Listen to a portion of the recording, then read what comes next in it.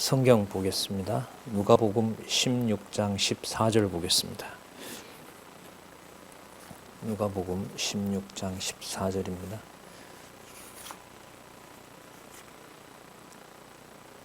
제가 읽겠습니다. 바리새인들은 돈을 좋아하는 자라. 이 모든 것을 듣고 비웃거늘 예수께서 이르시되 너희는 사람 앞에서 스스로 옳다 하는 자이나 너희 마음을 하나님께서 아시나니 사람 중에 높임을 받는 그것은 하나님 앞에 미움을 받는 것이니라. 율법과 선지자는 요한의 때까지요 그 후부터는 하나님 나라의 복음이 전파되어 사람마다 그리로 침입하느니라. 그러나 율법의 한 획이 떨어짐보다 천지의 없어짐이 쉬우리라. 무릇 그 아내를 버리고 다른 데 장가드는 자도 가늠하며 무릇 버리운 이에게 장가드는 자도 가늠이니라. 18절까지 좀 길게 읽었습니다. 우리 교재는 성경강론 14권 7506페이지 7505페이지 한번 보겠습니다. 그리고 우리 개론을 보시고 바로 본문을 또 살펴보도록 하겠습니다. 지난번에 16장 16절부터 한다고 했는데 14절부터 내용을 연결하기 위해서 먼저 읽어봤습니다. 이 누가복음 16장 14절에서부터 18절까지 높임을 받는 의인은 하나님 앞에서 하나님보다 높임을 받는 의인은 미움을 받고 버려진 자가 된다는 사실을 알려주십니다. 이 내용을 알려주시는 분이기 때문에 바로 이분이 심판의 방법을 주관하시면서 나라를 심판하시는 나라 사역을 하는 하나님 아들이므로 그분이 그리스도가 되시는 겁니다. 이렇게 쭉쭉 올라가는 거죠. 자, 그러면 이 16장 14절에서부터 19절까지 나타난 내용은 교만한 의인은 내어버린다는 사실을 죄인의 회개는 기뻐한다는 것과 대비가 되면서 바로 심판의 방법을 알려주시는 하나님 나라의 사역을 하시는 예수, 그분이 바로 구약의 언약한 메시아임을 확증해 주고 있습니다. 지난 시간에 그 탕자 얘기가 나왔죠. 탕자 비유 나왔고, 그 다음에 청지기 비유, 그 주인의 그 재물을 불의하게 쓰지만은 그가 지혜롭다라는 평가 속에서 세상에 있는 재물을 어떻게 사용하도록 하는 것이 바로 하나님의 나라를 위한 것인가를 살펴봤습니다. 우리 보고 그렇게 사용하라는 것이 아니라 옛 재물이 그렇게 사용되도록 하는 거죠. 탕자가 돌아오게 하는 방법으로도 쓰고, 그 다음에 그걸 깨닫고 이게 논리적으로 좀 연결이 된다고 말씀을 드렸는데, 탕자 비유를 통해서 재물이 하나님 나라를 위해서 쓰이도록 깨닫게 되면, 이렇게 깨달으면 그 다음 단계는 그 재물을, 이 땅에 있는 불의한 재물도 누구를 위하여 쓰느냐 하면 영원한 처소를 함께 가고자 하는 친구를 위해서 쓴다는 거죠. 그러니까 복음을 위해서 사용하게 된다는 겁니다. 그러면서 지금 여기 보면 당장 지금 나왔죠. 바리새인들은 돈을 좋아한다 이렇게 나오죠. 그럼 그 돈은 탕자를 돌아오게 하는 데 쓰이거나 또 돌아와서 그 돈으로 재물로 하나님 나라의 영원한 처소인 하나님 나라 일을 하게 하는 데 쓰지 못하게 하는 자들, 그들이 어떤 자들이에요? 교만한 자예요. 그래서 교만한 사람이 되면 안 됩니다. 이게 아니에요. 이게 정해져 있어요.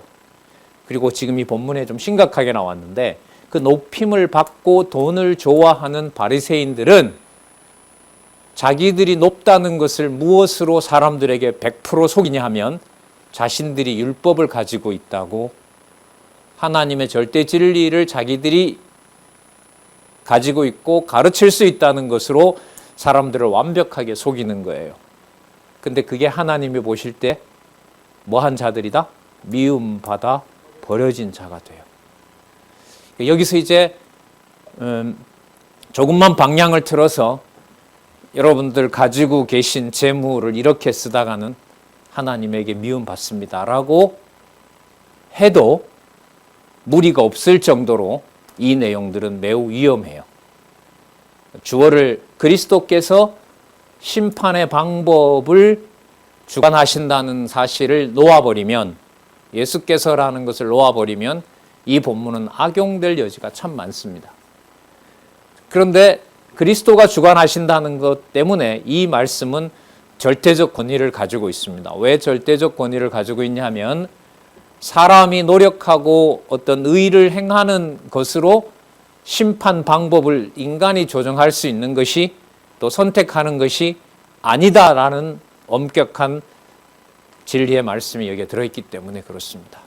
이게 단마디로 이렇게 전해져서 증명이 안 되고 따라가야 돼요. 쭉 따라가야 돼요. 기록한 이 말씀의 연결이 교만한 너희는 내어버린다라는 것이 그리스도의 사역이다, 하나님 나라의 사역이다는 사실을 확인해 갈 수가 있는 겁니다. 그러니까 명제 하나를 뒷받침하기 위해서, 한 사실을 깨닫게 하기 위해서 성경은 수천 가지 사건을 처음부터 끝까지 기록하고 있는 것이고요. 최초로 보시는 것처럼 창세기 1장에서부터 계시록까지를 페이지를 단절하지 않고 끝까지 연결하는 여러분, 이 증거를 지금 여러분들 눈앞에 보고 계신 것입니다. 이게 이제 확인해 가야 될 내용이고요. 더 선명하게 바라기는 신약에 특히 누가복음에 많이 나오는데, 여호와라는 주어가 들어있는 성경 번역이 나오기를 간절히 기도하는 거죠. 단계로 보면 이 저자가 번역을 새로 해놓은 부분하고요, 그 부분 원어를 통해서 문법적으로 확인하고, 그리고 누가복음 사도행전 170여 군데, 적어도 170여 군데 여호와라는 이름이 들어간 번역이 나오면 성경 권위가 확정이 이 땅에서 되는 일이 벌어집니다. 이거는 큰 비용 문제도 아니고, 2억이 현재 규모로 보면 많은 돈도 아니잖아요. 그 시간이 이제 저는 다가오고 있다. 거기에 많은 분들이 그렇게 번역해놔도 안 읽어보면, 가치를 모르면 또 모르잖아요. 자, 그러면 이제 같이 공감하고 함께 동력하면서 그 일들이 이루어졌으면 너무 좋겠다, 이런 생각이 또 준비하면서 성경을 쭉, 성경 본문을 따라가 보니까 너무 이렇게 소원이 생기더라고요. 일이 꼭 됐으면 참 좋겠다. 자, 그러면 그렇게 가야 되는 것이 어떤 것인지 실제로 말씀에 들어가서 한번 살펴보도록 그렇게 하겠습니다. 자, 14절, 바리새인들은 돈 좋아한다 그러고요. 그리고 앞부분에 이런 비유를 말씀하는 것을 바리새인들은 비웃고 있는 거죠. 비웃고 있는 거예요. 그러니까 너가 아무리 그래 봐라, 우리는 우리 자리가 있다, 이거 아니에요? 거기에 예수님은 너희들은 버린 자들이다라고 얘기를 해버리세요. 본인이 나라의 심판을 하고 계신 거죠. 자, 15절, 예수께서 사람 앞에서 스스로 옳다 하는 자이나 너희는, 자, 스스로 옳다 하는 게 그냥 스스로 옳다 이게 아니에요. 무엇을 갖다가 쓰면서 그래요? 율법과 모세의 글을 갖다가 쓰면서 자기네들은 옳다 하니까 반박할 방법이 없는 거예요. 이게 교권이죠. 성경이 그러더라라는 것을 우리도 악용하죠. 성경을 갖다 사용하는 것하고 성경이 하나님의 말씀임을 전적으로 믿게 하셔서 성령의 열매를 맺게 하는 것은 전혀 다른 차원입니다. 그래서 성경신학에서는 하나님의 주관하시는 것이 신학과 신앙의 바탕이 된다라고 강조를 할 수밖에 없는 겁니다. 남을 비판하는 용도로 쓴다는 것은 바리새인들이 자기의 돈을 모으고자 율법을 갖다 쓰는 것하고 똑같죠. 그렇게 내버리면 방법이 없어요. 왜 방법이 없냐? 앞에 보면 그 돈을 어떤 방법으로, 세상의 돈을 어떤 방법으로 쓰게 해야 하나님의 자녀로 인도할 수 있는지를 이미 보여주셨기 때문에, 그리고 지금은 버리는 자들에게 그 재물을 던져버리는 거죠. 그것과 함께 망하게 하도록. 자, 볼게요. 하나님 앞에서 미움을 받는 것이다라고 얘기를 합니다. 자, 16절에 보면 율법과 선지자 얘기가 갑자기 나와요. 그래서 제가 아까 미리 말씀을 드렸는데 이걸 바리새인들이 독점하거든요. 근데 그게 세례 요한 때까지 끝났다는 거예요. 지금부터는 그 말씀을 내가 가져다가 풀어줘야 알 수 있는데 그걸 아직도 너희들이 풀고 실천할 수 있다고 또 가르칠 수 있다고 생각하는 그것이 돈 모으기 위해서 그것을 사용하는 것이다. 이게 이 본문인 거죠. 돈을 좋아하고 돈을 모으는데 다 사용하고 있는 거예요. 성전세도 받아서 전부 자기네들의 부를 축적하기 위해서 사용하는 것이고요. 자, 아주 실질적인 얘기를 하시고 있죠. 율법과 선지자는 요한의 때까지요. 그 후부터는 하나님 나라의 복음이 전파되어 사람마다 그리로 막 들어간다는 거예요. 침입한다는 막 들어간다는 거예요. 그러니까 너희들이 그 막아놓은 율법과 선지자를 자꾸 막으면 막을수록 다른 데 그런 부분 나오죠. 너희들도 심판받고 들어가지 못하게 하는 자도 동시에 심판을 받는다. 그리고 뒤에 보면 나오잖아요. 버린 자에게 가는 그 자도 심판을 해버리겠다는 겁니다. 그걸 이제 18절에 가는 비유를 들고 있잖아요. 그부터는 하나님 나라의 복음이 전파되어 이제 돈이 아니라 돈과 무관하게 하나님 나라에 들어가게 된다는 겁니다. 자, 그런데 이것은 17절에 율법의 한 획이 떨어짐보다 천지의 없어짐이 쉬우리라는 말씀을 근거로 제시하세요. 이것은 반드시 구약에 그렇게 기록되어 있다는 거예요. 그러니까 이게 어떻게 사람이 알 수 있겠어요? 누가 보더라도 바리새인들이 말씀을 주관하는 자로 알고 있는데 말씀을 주관한 그들이 그들을 뭐 해버린다? 교만하다고 규정해서 내어버린다는 거예요. 그리고 하나님 나라의 복음은 듣는 자들이 어떤 비용도 없이 누구라도 들어올 수 있는 것이다. 그러면 재물은 왜 줬느냐? 그걸 내가 조금 전에 얘기하지 않았느냐. 아버지께로 돌아오는 용도다. 그러면 솔로몬을 정점으로 주셨던 모든 금은 보화는 결국은 탕자 만들기 위한 거죠. 에덴 동산이 실체적 언약의 확증이지만 동시에 사단에게 맡기는 것은 회복될 천년 왕국을 아무런 조건 없이 내가 이룬다는 사실을 보여주기 위해서 창세기 3장에서 누구에게 맡겨요? 사단에게 맡기는 거죠. 남쪽 유다, 북쪽 이스라엘을 아수르와 바벨론 제국에 맡기는 것처럼 다니엘서 기준으로 보면 이 세상 나라에 하나님의 나라와 하나님의 교회를 맡기는 것처럼 그리고 그 재물을 통해서 버리는 자도 있고요. 예수님 비유 중에 그 씨 뿌리는 비유 세 번째가 세상 염려와 재리 때문에 이게 돈 문제거든요.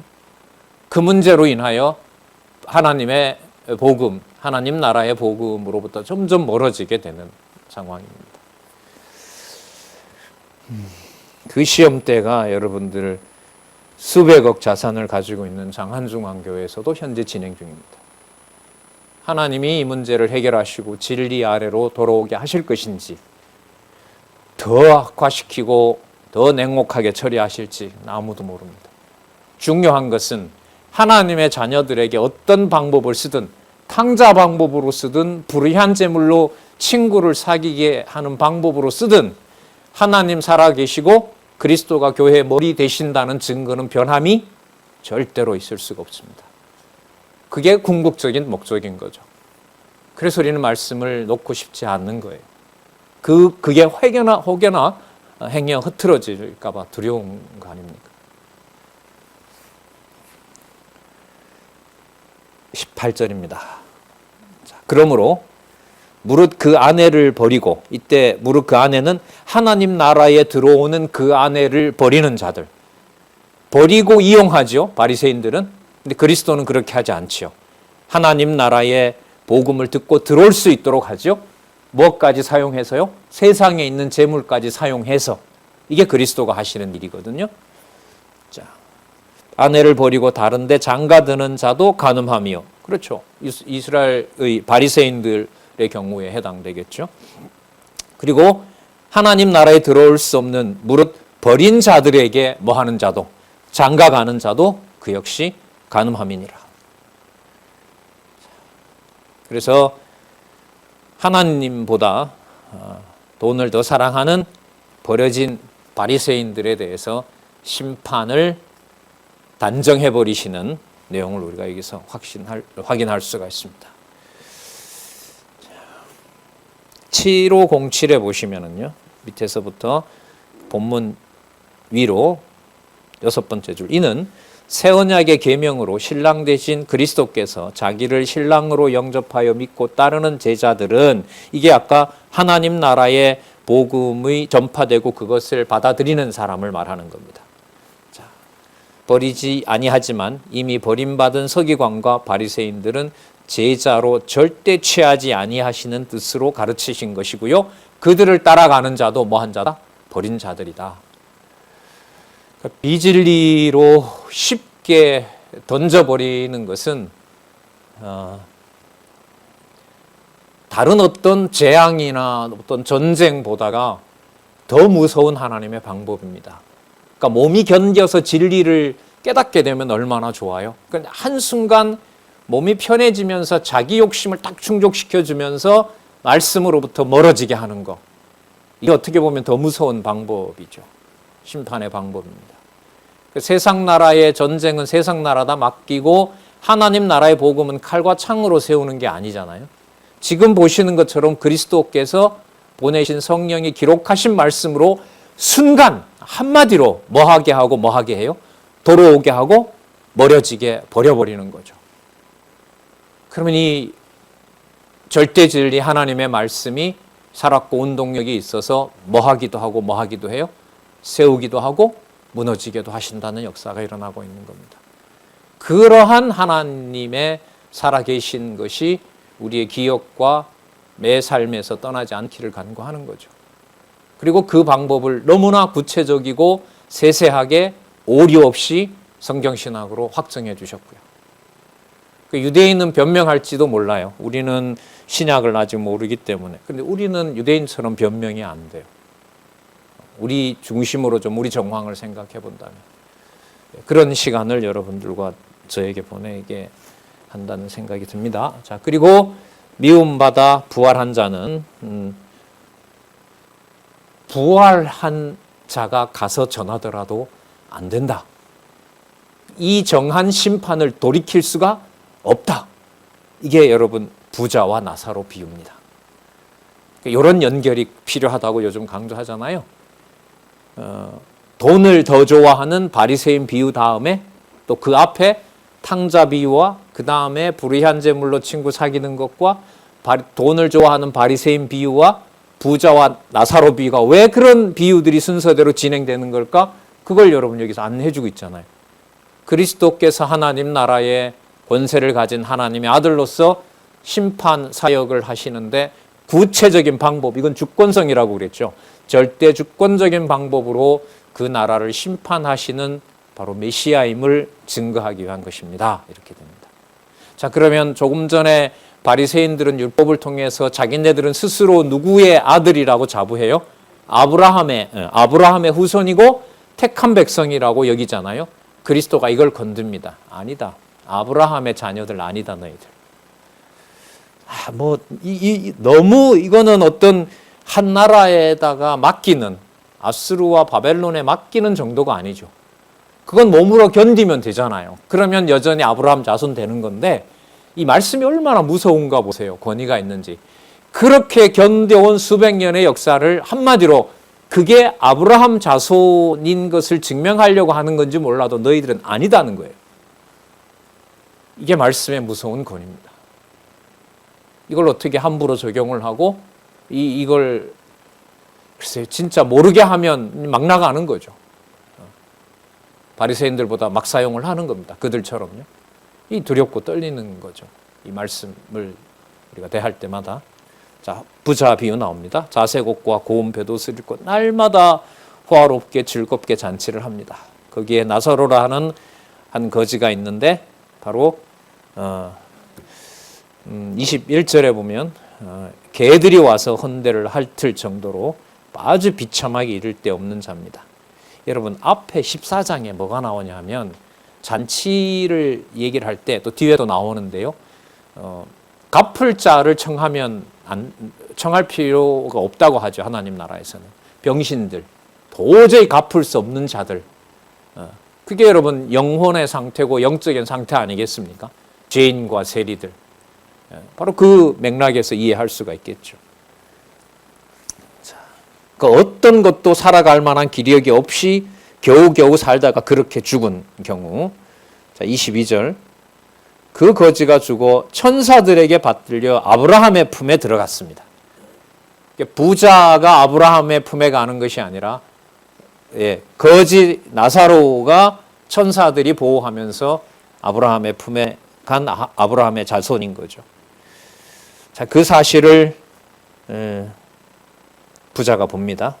자, 23절에 고통 중에 멀리 아브라함과 그 품에 있는 나사로를 보고 불러 가로되 아버지 아브라함이여 나를 긍휼히 여기사 나사로를 보내어 그 손가락 끝에 물을 찍어 내 혀를 서늘하게 하소서. 내가 이 불꽃 가운데서 고통받는다고 그러죠. 아브라함이 가로되 야 너는 살았을 때 내 좋은 것을 받았고 나사로는 고난을 받았으니 이것을 기억하라. 이제 저는 여기서 위로를 받고 너는 고민을 받느니라. 여러분 가난했기 때문에 천국 간다 이런 얘기가 아닙니다. 그런 말씀을 하려는 게 아닙니다. 그 그리스도가 심판의 방법을 정하고 있고 이미 하나님이 정해놓았다는 것을 아브라함의 후손을 다시 해석하는 거예요. 아브라함의 후손은 당시에 혈통으로 분명한 유대인밖에 없어요. 그런데 아니라는 거예요, 그리스도는. 그렇게 아브라함의 자손임을 강조하고 그렇게 확신하는 너희들이 돈을 좋아하고 아브라함의 자손들을 이용해서 너희들의 욕심을 채우는 자들이라고 심판하고 계신 거죠. 26절입니다. 그리고 이렇게 나누어 놓은 심판을 번복하거나 섞거나 이렇게 할 수가 없다는 거예요. 너와 우리 사이에 큰 구렁이 끼어 있어 너희에게 건너가고자 하되 갈 수도 없고 우리에게 올 수도 없다. 자, 27절. 그러면 구하옵나니 아버지 아브라함이여 저희에게 제 형제 5이 있는데 나사로를 보내어 그 집에 복음을 좀 전해 주십시오. 자, 근데 아까 이미 구렁이 있기 때문에 정해져 있기 때문에 이 일은 반복될 수가 없습니다. 그리스도의 권한에 있는 겁니다. 어떻게 대답하시는 거 보자고요. 내 형제 5이 있는데 저희에게 진리의 말씀을 들으라고 좀 알려주시고 나사로와 같은 거지가 있으면 좀 그 긍휼을 베풀라고 좀 해주십시오. 29절. 아브라함이 가로되 아브라함이 등장했어요. 저희에게 모세와 선지자들이 있으니 그들에게 들을지니라. 그럼 모세와 선지자를 듣는다는 것은 누가복음 24장 44절에 있는 대로 오실 그리스도를 증거받는 것이고 그걸 증거하는 그리스도가 왔을 때 받아들이는 거예요. 그죠? 그걸 가르치는 수많은 문헌도 있고 수천 년 동안 1500년 동안 기록한 말씀도 있어요. 자, 하지만 가로되 그렇지 아니하니이다. 아버지 아브라함이요 만일 죽은 자에게서 저희에게 가는 자가 있으면 그들이 반드시 회개할 것입니다. 이게 인간의 생각이죠. 이렇게 하면 반드시 그들이 말씀을 들을 것입니다. 31절을 볼까요? 지금 심판의 방법을 확정하시는 거예요. 그리스도께서 자, 아버지의 뜻대로 가로되 모세와 선지자들에게 듣지 아니하면 비록 죽은 자 가운데서 살아나는 자가 있을지라도 권함을 받지 아니하리라 하였다 하시니라. 아브라함이 그리스도의 명을 받는 자가 됩니다. 여기서는 육신의 혈육의 어떤 순서나 이게 여기서는 전부 다 초월이 되는 것이고 이 자기네들의 조상이라고 말하는 아브라함의 입을 통해서 심판을 그리스도가 이미 확정해 놓았다는 사실을 유대인들에게 바리새인들에게 명해버리는 거예요. 정해버리고 확증하는 겁니다. 그래서 이로써 교만한 의인을 내어버리고 앞에 나타났던 죄인의 회개를 기뻐하시는 심판 방법을 보여주시는 겁니다. 그럼 여기서 결국 아브라함의 입을 통해서 모세와 선지자 거기서 증거한 영생 요한복음 5장 39절에요. 그 그리스도의 말씀을 선포하게 되면 이렇게 기록해서 드러내게 되면 뭐와 뭐가 드러날까요?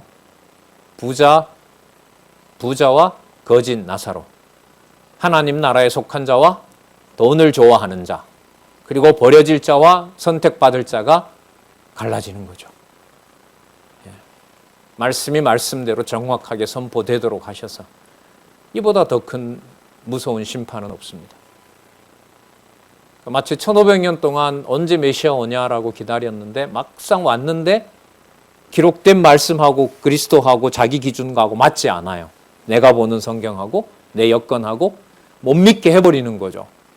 1500년 동안 아브라함, 2000년 동안의 아브라함의 후손들을. 좀 개인적으로 생각을 해보면 수천 시간의 성경을 봤던 그 진리에 대한 확신을 한순간에 어떤 세상 염려나 욕심과 방탕한 삶에다가 맡겨버리고 그 말씀을 탁 단절한다고 생각하면 진짜 등골이 오싹하죠. 그런데 그런 권한을 누가 가지고 계시냐면 그리스도가 가지고 계시다는 것을 지금 확정해주고 계시잖아요. 이게 여러분 절대 진리입니다. 그 경외라는 말이 잘 어울리죠. 어떻게 할 수가 없어요, 인간이. 그러나 너무 큰 사건을 보여주고 있다는 것이 여러분 성경신학을 함께 공부해 오시고 또한 그걸 통하여 여러분들의 생각과 제 삶을 다 지배하는 바로 하나님의 존재, 이게 떠나지 않는 게 감사할 따름이죠.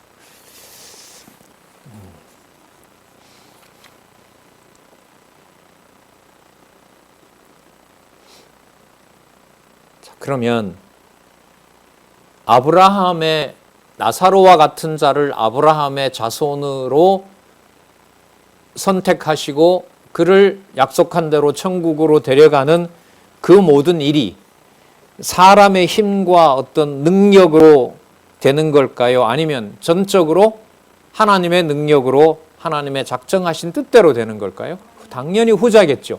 이걸 또 한 번 17장 1절에서부터 10절에 얘기를 하세요.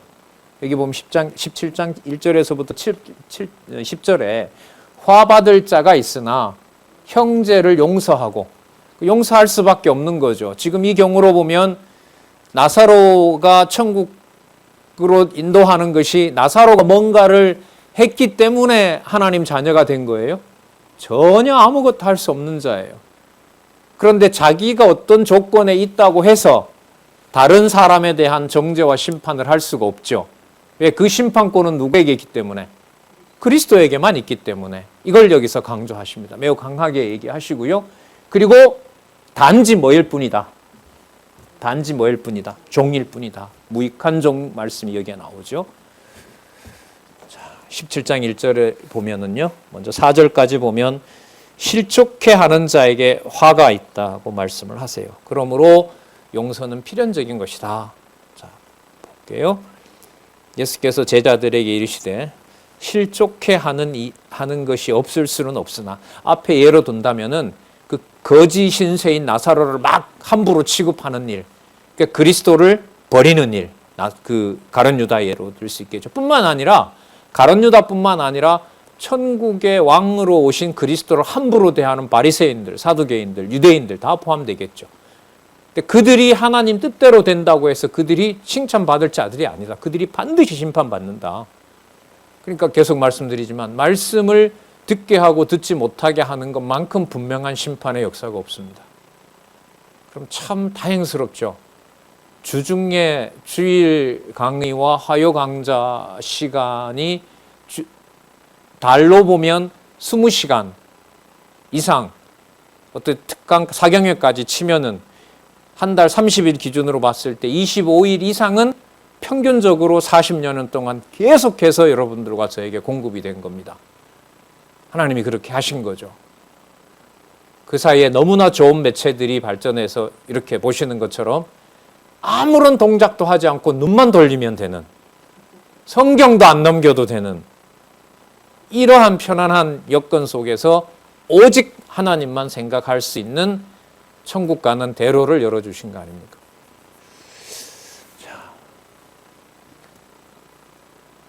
실족해 하는 것이 없을 수는 없으나 있게 하는 자에게는 화로다. 자, 그래서요, 이 작은 자 중에 천국에 속한 자겠죠. 하나를 실족하게 할진대 차라리 연자 맷돌을 그 목에 메우고 바다에 던지우는 것이 나으니라. 절대로 천국 백성을 건들면 안 된다는 겁니다. 건드리지 못하게 한다는 거죠. 자, 3절에 보시면요. 스스로 조심하라. 만일 내 형제가 죄를 범하거든 경계하고 회개하거든 용서하라.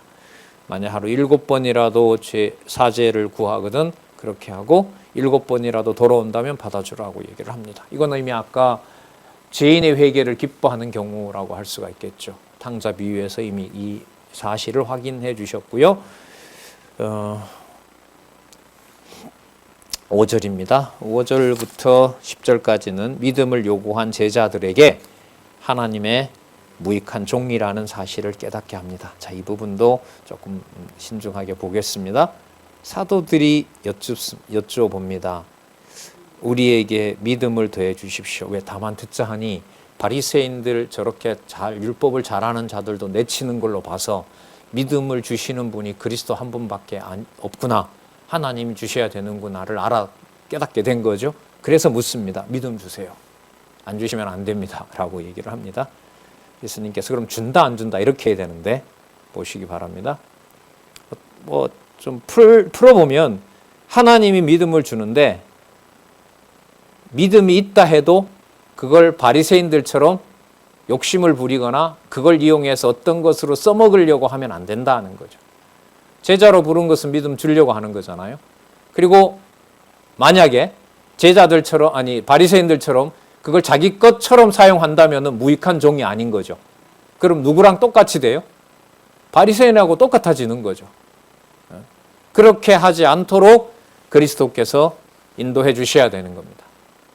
그걸 끝까지 재판까지 하신다는 내용이 이제 그 이후로 드러나게 됩니다. 재림 때 와서 모든 걸 다 판정한다라고 알려주시는 겁니다. 자, 그럼 이 부분 좀 더 볼게요. 너희에게 겨자씨 한 알 만한 믿음이 있다면 이 뽕나무더러 뿌리가 뽑혀 바다에 심기라 하면 그렇게 될 수 있다. 자, 그럼 이것은 심판은 믿음을 그리스도가 주신다는 것을 강조하고 있는 거죠. 그리고 그 믿음은 분명히 택한 백성들에게는 믿음을 주신다는 것도 우리가 확인했습니다. 왜냐하면 아까 용서 비유를 통해서 탕자 비유를 통해서 죄인을 기뻐한다는 사실을 깨닫게 했거든요. 그럼 죄인을 깨닫게 하고 그에게 믿음을 주는 것은 그가 어떤 능력과 어떤 조건이 되기 때문에 주는 것이 아니다라는 것도 보여주신 거죠. 있다 하는 자들을 오히려 버려버리는 일들을 보여주신 거죠. 그게 바로 심판의 실제입니다. 예를 듭니다. 7절. 하나님이 각자 자기에게 준다고 생각을 해보면요. 너희 중에 네게 밭을 갈거나 양을 치거나 하는 종이 있어서, 자, 종 얘기가 나오죠. 밭에서 돌아오면 저더러 와서 먹으라 할 자가 있느냐.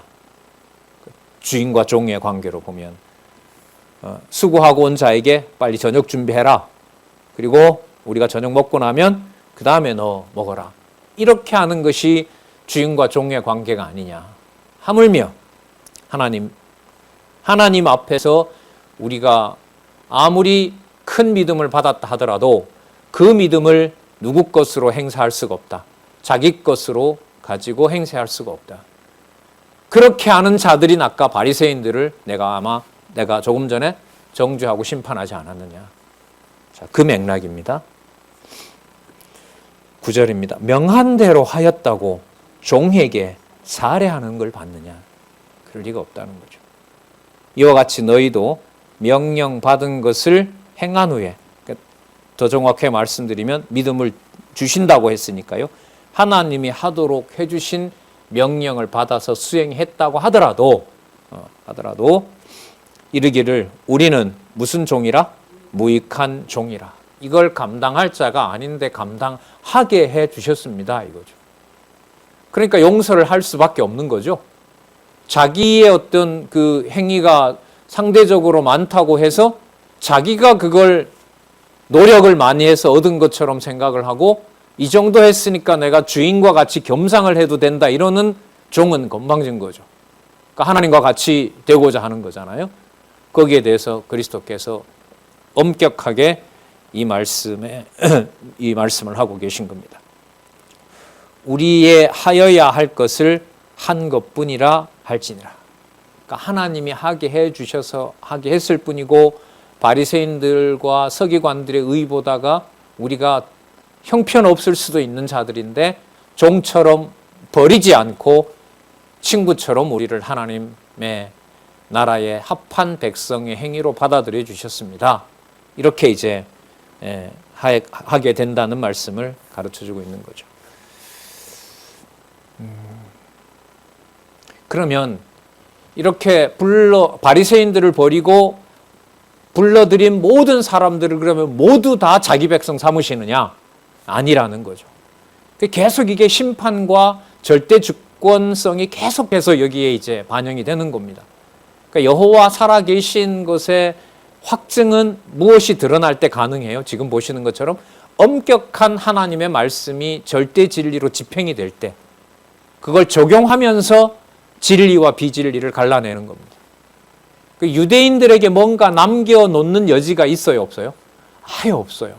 그러니까 혈육으로 세우고자 하는 가정교회의 어떤 여지도 성경 신학을 통해서 우리가 배워가는 이상은 어떤 것도 기대할 수 없게 만들어 놓습니다.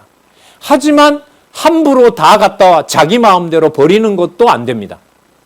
왜냐하면 유대인들이 받았던 성경을 그리스도가 불태우고 다시 쓰셨어요? 아니잖아요.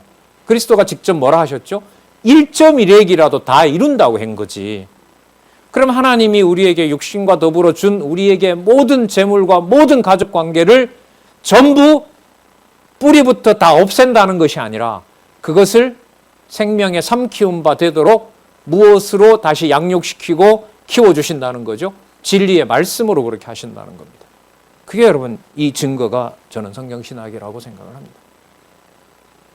이게 큰 사건이고 엄격한 사건이고 심판의 경우로 보면 무서운 사건이 드러난 거죠. 이걸 전체로 보면 한국교회가 가장 가까이서 가지고 있고 그리고 전하면 듣는 자가 있는가 하면 긴가민가 하는 자도 있게 하시고 또 그 일에 함께 합력해서 오직 이 길로만 가게 하는 그 지체들도 있게 하고요. 그 모든 관리를 하나님 나라의 주관자 되시는 바로 하나님의 아들 그리스도가 하고 계시는 거고요. 자, 그럼 보겠습니다. 다는 아니다라는 얘기입니다. 자, 12문둥이 중에 10문둥이 중에 그래서 하나만 돌아오는 사건을 여기서 보여주세요. 그 문둥이가 죄인이잖아요. 이렇게 다 돌아왔으면 전부 다 하나님 나라 백성이 되고 무익한 종이라고 고백하면 얼마나 좋아요. 근데 아니라는 거예요. 그래서 좁은 문 얘기 나왔죠? 네. 적다라고 얘기를 하시는 겁니다. 이것도 진짜 냉정한 하나님의 심판 섭리죠. 네. 대한성서공회에서 찍은 성경만 해도 줄잡아 3천만 권 이상 되지 않겠습니까?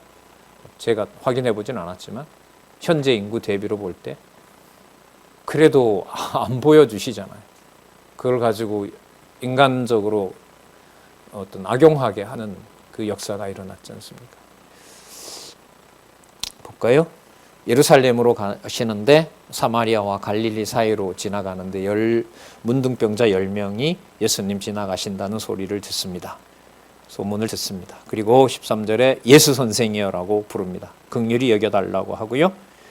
예수님께서 대답하세요. 이렇게요. 14절에 가서 제사장들에게 너희 몸을 보이라. 왜냐하면 제사장이 문둥병을 고치는 것을 고쳤는지 나았는지를 판정하는 자들이니까 율법에 따라서. 그러니까 당장 율법을 그대로 이루시는 거죠. 그런데 그걸 이루시는 자가 바로 당신인 거죠.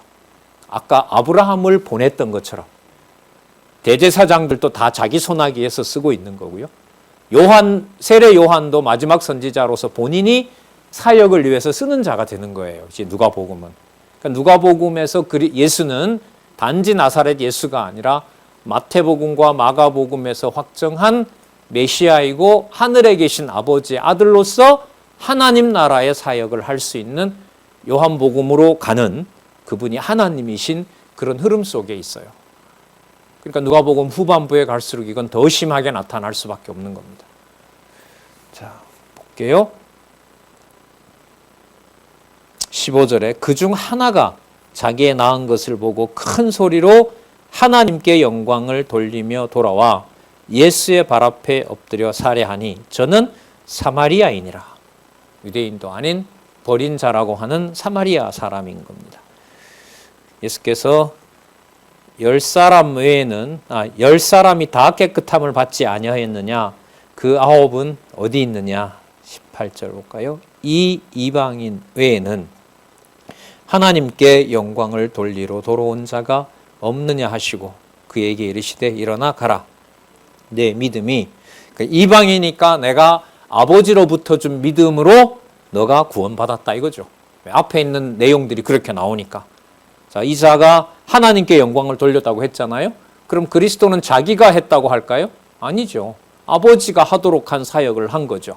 자, 그래서 내 믿음이라고 하는 것은 내가 준 믿음, 누가 허락한, 아버지가 허락하고 너에게 준 그 믿음으로 너가 구원을 받았다. 그가 바로 사마리아인 중에서 선택을 받았다는 거죠. 이게 여러분 17장 19절까지 교만한 의인을 내어버린다는 말씀을 해주시고 있고요. 자, 이게 이제 세 번째, 나라의 재림 사역으로 갑니다. 그럼 나라의 재림이라는 것은 미래 사건까지 다 정해놨다 이거죠. 미래까지 지금도 이루어지고 있는 역사고요. 그로부터 2000년이 진행되는 지금 역사에도 일어나는 역사고 그 앞으로 역사까지 최후까지 어떻게 정해놓았는지를 우리가 17장 20절서부터 21장까지 살펴볼 수가 있습니다. 더 얘기가 구체화되는 거죠. 미래 예언일 뿐만 아니라 우리가 봤을 때는 이 역사는 상당 부분 이루어진 역사입니다. 요한계시록의 내용이 요한계시록 1장부터 18장까지가 다 이루어졌습니다. 이미 오래전에 이루어졌습니다. 19장의 천년왕국 얘기가 19장에 나오기 때문에 19장 천년왕국을 위하여 이방의 마지막 때에 사마리아인 한 사람이 돌아오게 한 것처럼 대한민국 한국교회의 성경신학이 20세기 밀레니엄 시작할 무렵에 완성됐다는 것이 역사적인 사건입니다. 자, 나라 재림에 의한 사역 한번 볼까요? 우리 요즘 공부하기 때문에 세 번째 단락 잠시 보고 가겠습니다. 창세기 1장 28절 3대 언약에 근거합니다. 그리고 사무엘하 다윗 왕국을 세워주시는 내용이 거기에 보면 나타나죠. 왕국의 완성이 사무엘하에 나오기 때문에 나라의 재림으로 하나님 나라를 완성하는 것과 연결이 되는 거예요. 그러면 사무엘하에 보면 다윗이 왕국을 완성할 때 다윗의 능력으로 합니까? 여호와 하나님의 능력으로만 하십니까? 후자이죠. 그게 사무엘하에 보면 나타나죠. 그리고 다윗이 범죄하게도 하죠. 버리잖아요. 완전히 버릴 수도 있는 카드잖아요. 그러나 내 집과 내 나라가 영원하리라고 했기 때문에 그 가족들 자녀들이 서로들 죽고 죽이는 무서운 일이 벌어지지만 결국 다윗 왕조를 보호하신다는 내용이 나오죠. 그리고 열왕기는 그 범죄한 대로 내어버려서 멸망시키는 거고 역대기는 언약한 3대 언약이 창세기 1장 28절이 그리스도가 오시는 과정으로 여호와가 고레스를 통하여 이방 백성들을 통하여 보호하신다는 내용이 역대기, 에스라, 느헤미야, 에스더에 나오죠. 그 모든 것을 우리가 여기서 함께 생각해 보면 더 분명하죠. 그 다음에 사도행전 1장 8절. 그럼 맞네요. 역대기, 에스라, 느헤미야, 에스더 그리고 이사야부터 말라기에서 자손의 범위, 땅의 영토에 확대되는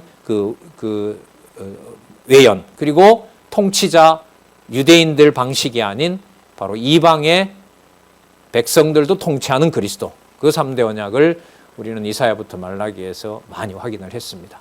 자, 그 내용이 사도행전 1장 8절에 예루살렘에서부터 남은 자들을 중심으로 땅끝까지 복음이 전해진다는 것이고 시간적으로 공간적으로 2000년 교회 역사가 지금까지 진행되어 왔고 앞으로 남은 기간에 1.1획이라도 떨어지지 않게 한 성경신학이 어떻게 드러나게 될지 속도를 붙이시는 것 같아요. 하나님께서. 왜냐하면 이러한 성경 권위를 확인한 1세대들이 상당수가 아직도 살아계시기 때문에 그 세대로 보면 4세대 되죠. 증손자들이 지금 태어났기 때문에. 글쎄 고손자를 본 분은 없는 것 같아요. 제가 들기로. 증손자면은 4대죠. 4대가 성경 말씀의 권위를 함께 지금 공부하는 지금 그 세대를 우리가 살고 있거든요. 어른들의 나이도 하나님께서 그냥 100세를 보장해 놓아버렸고요. 그리고 좋은 여건에서 들리지 않거나 보이지 않으면 의료 기술에 의존해서 다시 또 회복해주는 진짜 세계에서도 유례없는 의료복지국가 속에서 우리를 살게 해주지 않았습니까?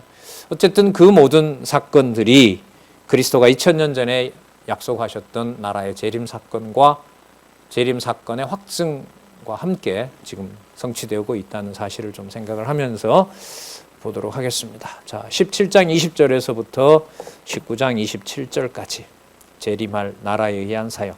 당신이 분명히 그 나라를 관리하신다는 거죠. 자, 먼저 재림에 관하여 예고하시는 내용 볼게요. 자, 재림에 관하여 예고하시는 내용에 보면 나라가 임했다고 하시면서 나라 임한 것의 증거가 뭐냐 하면 본인이 버려진다는 거예요. 그러니까 본인의 육이 버려지는 것은요, 모형적인 모든 언약들을 죄가 있어서가 아니라 모든 것을 자신이 버린다는 거예요. 그리스도가 죄가 있으면 본인이 죽는 것이 죄 때문에 죽는 게 돼요. 그러니까 죄가 없으신 몸이기 때문에 자기 몸을 자신이 버리는 거예요. 모형적인 모든 아버지의 언약을 자기가 자신의 몸을 버리는 일로 사역을 하시는 거예요. 무슨 말씀인지 이해되세요? 본인이 죄인이면 죄인이기 때문에 죽는 건데 본인이 버려지는 것이 죄인이 아니기 때문에 자기 몸에 있는 육의 모든 것들을 끝내는 거예요. 무엇으로 살게 하는 나라가 아니기 때문에 육은 하나님의 생명으로 영원한 생명이 통치하는 하나님 백성 되는 것은 육의 몸으로 사는 것이 아니기 때문에 그리스도께서 자기 몸을 죄인으로서 정죄받아 두는 것이 아니라 육을 뭐 해버리는 거죠? 다 벗겨버리는 거죠. 마가복음은 다릅니다. 마가복음은 아버지가 정한 대로 아버지의 뜻을 순종하는 아들로서 낮아진 신분을 성취하시는 거예요. 하나님의 아들임을 확증하셨잖아요. 누가복음에는 그리스도가 죽으시는 게 사역에 맞추어야 돼요. 사역에 맞춘다는 것은 본인이 죄 때문에 죽는 것이 아니라 자기 몸을 내어주는 거예요. 자신의 육신을. 무엇으로? 하나님 나라가 세워지는 건 아니니까. 육의 몸으로 세워지는 것은 아니기 때문에. 그래서 당신의 육의 몸을 버리는 것이 이스라엘 전체 역사로 보면 이스라엘 전체 육적인 계보들을 뭐 해버리는 거죠? AD 70년에 다 완전히 끝을 내는 거예요. 그럼 이게 끝난 것이냐? 아니죠. 그게 바로 재림 사건이에요. 육의 몸을 다 버렸는데 준비하고 있는 나라가 끝난 것이 아니라 전적으로 어디에 속한 나라를 만드신다는 거예요? 준비하고 있다는 거예요? 하늘에 속한 나라. 그래서 그리스도의 죽음을 제사직과 관련된 직임과 관련해서 설명하는 것하고요. 마가복음의 아버지의 아들로서 순종하는 낮아진 그 사역을 하시는 것하고요. 그 일을 드러내시는 것하고 누가복음에서 당신을 맡기는 것하고 그게 다 같은 사건이라고 성경신학에서는 말하고 있는 게 아니라고 저는 생각을 해요. 그래서 지금 버림받는 이 사건이 무슨 사건의 출발이 되는 거죠? 육의 몸으로 세울 나라가 아닌 무슨 나라? 영원한 생명으로 세우는 무슨 나라죠? 하나님 나라의 시작인 거예요. 그리스도가 죽으시는 것이 곧바로 예루살렘 전체가 멸망하는 사건이 되고 멸망하는 사건이 육적인 모든 나라를 끝내는 것이 되고 이스라엘이 가진 모든 가치들을 다 없애버리는 거잖아요. 그러면 끝나는 건가요? 아니죠. 자신의 부활을 통해서 이사야 7장 14절에 언약한 대로 하나님이 자녀 만들고 이 땅에 살아가지만 어디에 있는 나라를 이루시고 하늘에 있는 나라를 이루시고 보이시진 않지만 반드시 앞으로 재림하실 그리스도의 통치가 전에도 있었고 지금도 있고 앞으로 있을 것이라는 사실을 무엇과 관련해서 지금 말씀하고 있다고요? 재림할 나라와 관계를 시키고 있는 거예요. 그럼 그리스도의 강조는 여기서 더 일어날 수밖에 없어요. 매우 강하게 얘기를 하시죠. 사실 인간적으로 보면 다 슬픈 얘기들이에요. 본인 죽는다는 얘기도 그렇고 예루살렘이 뭐 한다는 것도 그렇고 망한다는 것도 그렇고 망하는 날에 아이 뵌 여자들이 더 슬프다라는 그런 날까지 정해놨다고 하시잖아요. 그게 전부 자신의 몸을 자신이 내어주는 것하고 다 관계가 있는 거예요. 그렇게 해서 장차 올 나라, 그 나라까지 내가 이미 다 확정해 놓았다. 이게 그 다음 시작할 17장 20절에서부터 21장까지 내용입니다. 우리 한잔 하시고요. 11시에 본문을 또 한번 따라가 보도록 하겠습니다.